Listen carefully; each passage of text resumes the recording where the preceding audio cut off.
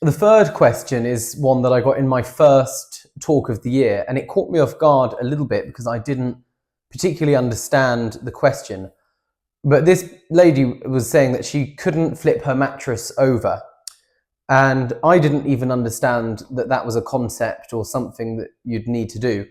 So I was kind of dumbfounded, and I think everyone found that amusing. I suppose it's probably a sign of my age.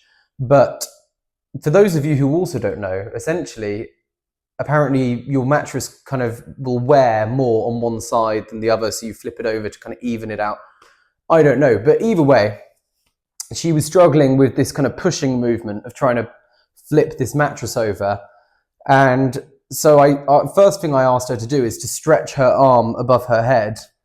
And so then I could say, well, it's not an issue with mobility in your shoulder, but with strength.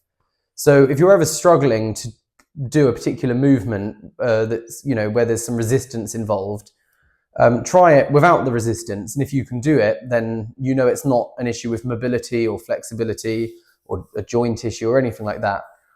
So in her case, she was just losing strength in her shoulders, which is pretty common. And I think that kind of pushing vertically isn't a very strong movement anyway. I mean, anyone who goes to the gym will know that that's a weaker exercise compared to pushing horizontally or, squatting or anything else. But I just told her quite simply to do more of that movement with some weight, maybe using a can of baked beans, maybe using a resistance band, but to press with the arms. And it almost sounds like quite a simple answer, which it is. But the fact is it's not something complicated exercise, basically. I've picked the exercise which is as close as possible to the movement she's trying to do in her life, basically. So it replicates that daily activity directly.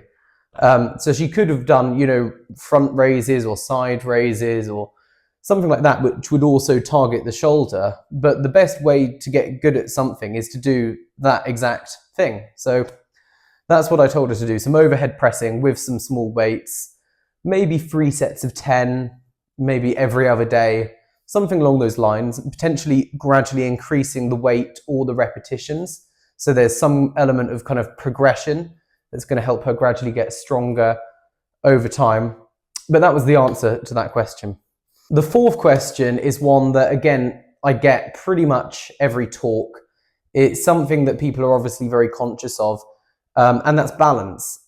I mean, it's quite natural that that's something people are thinking about, because if you don't have balance, then you're at higher risk of falling over, and most people don't want to fall over. Now, of course, you can directly challenge your balance by doing things like standing on one leg, which I advise, providing that you're doing it safely. So you've got maybe a kitchen counter to hold on to, or something like that. An additional exercise would be walking in a straight line, placing each foot directly in front of the other. So that's quite similar, but it's kind of challenging your balance with some dynamic movement, which is slightly different. But if you just did those two exercises, I personally think that's plenty. I don't think balance is an area that needs to be overcomplicated. But I think the thing that maybe people don't think about so much is that there are other kind of areas of fitness and health that factor into our balance or contribute to it. So a big one is strength.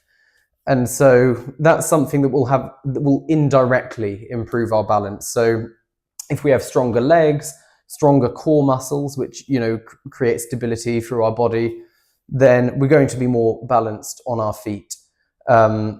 And so vice versa, basically, if you have weak legs, then naturally you're going to become less stable on your feet because you just don't have as much strength and stability. Also, in terms of strength in the back, we've got postural muscles in our back that keep us upright. And so if we lose strength there and we start to come forward, we have a postural deviation where we're coming forward slightly like this. That offsets our center of mass and will pull us in one direction or the other and increase our likelihood of falling over. So strengthening the back muscles, again, it's not directly challenging our balance, but it will indirectly improve our balance because it will bring us upright with good posture. So our center of mass is, all in alignment. So there's lots of different areas that can help. Another one, to round it off, would be kind of muscular endurance. So lots of people find that they'll go for maybe a 20-minute walk, and after 15 minutes, they'll start to lose their balance. And it's because their muscles have just fatigued, because they don't have the same endurance that they had previously.